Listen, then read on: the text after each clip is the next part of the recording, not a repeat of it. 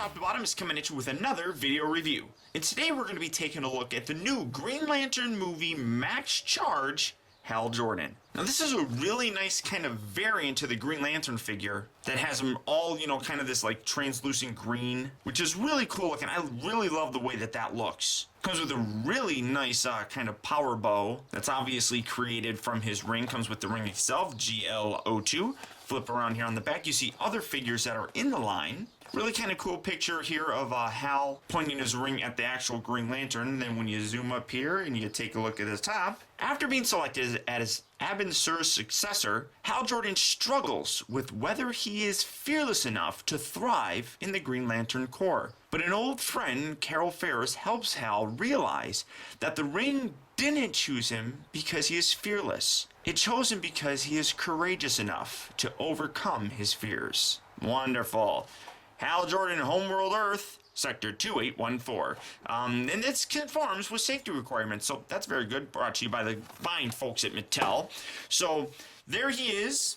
Let's get him open and see what we have with this guy. Okay guys, so here we have the Green Lantern movie Max Charge Green Lantern figure opened up and out of its packaging. And just like the previous 3 3/4 inch movie version, this guy does have some problems. But his look is really cool. With the way my lights are, I love the translucent effect that this really has. It really kind of gives it a magical look to it. In terms of accessories, he does come with one of the actual Green Lantern rings. And as I mentioned in my previous review, it is a really nice looking ring. I really like all the molded detail that's all the way throughout it. The actual silver, well, more gray bit here is actually kind of really growing on me as well. It's kind of make it look like this is the actual ring and then this is like the stone that's on top of it, but it's really nice. And as I mentioned previously, this is a soft kind of flexible rubber that you can see that you can really kind of, if you squeeze it on and stretch it out, you can,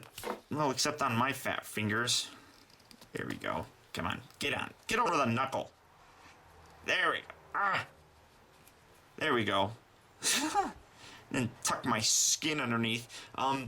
You can wear it on your hand if you're a bigger dude. And I mean, I got bigger fat fingers, but that's kind of cool. I really do like that, and I like the fact that I have kind of a really nice display piece for the ring itself. In addition to that, he comes with this really nice, and it's very nicely detailed, but because of how clear it is, it's kind of difficult to show here on my camera, but it's a really nice crossbow, which I really like. And there's actually some cool features about this where this will connect with other parts from other figures, I believe, and he fell. Specifically Kilowog. I know this attaches to Kilowog's weapon. I just think that this is really cool, and I've always been a big fan of Green Lantern accessories that are in weapons that are created by the rings themselves, I suppose. But really kind of nice, very hard to see, but there it is. And as for the figure, it's really tough to see him. I'm going to try and zoom in. Really nice detail, again, on this figure. It's just a little bit hard to see because of the lights and the translucency of the figure itself.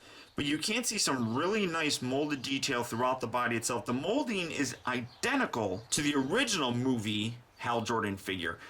It's just the plastic is now translucent. And that's really all it is. But it's a really cool effect that, like I said, really kind of gives it a magical look, I suppose, to it. But again, the biggest problem with the figure is his articulation. His head will go left and right, arms go in and out, and they rotate all the way around, but there is no joint at the elbow, which really kind of sucks. Rotates here at the waist, back and forth, well, that far forward and that far back at the hip itself, and then nothing at the knee, which, again, very much like the original figure, is a very big disappointment. Mostly because the overall look of this figure is really nice. I love the way it looks. Comparing him to another charged version of Hal Jordan, you can see that they are a little bit bigger. I'm not actually sure which one is more 3 3/4-ish, because this guy's kind of short and he doesn't have the full translucent effect, but he does have elbow joints and he does have knee joints, which automatically, in my opinion, makes this guy stand out just a little bit better. Now, much like the first version of the Hal Jordan figure, this guy looks fantastic. The level of detail is really impressive. The full body translucency just really, like I said, makes this a magical looking figure and really gives that real cool Green Lantern effect.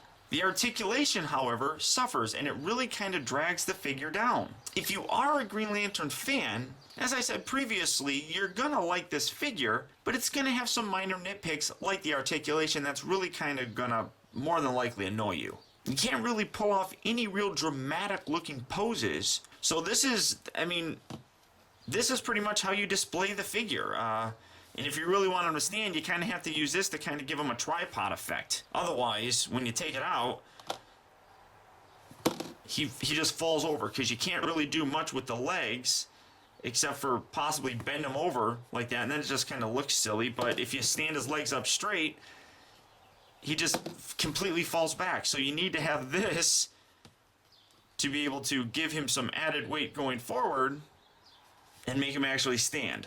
But much like the original Green Lantern figure, I unfortunately really cannot recommend this guy unless you are a really big Green Lantern fan. You're paying $9 and basically all you're getting is a little statue. So until next time, guys, I want to thank you for tuning in. This has been Optibotimus. I'll talk to you later.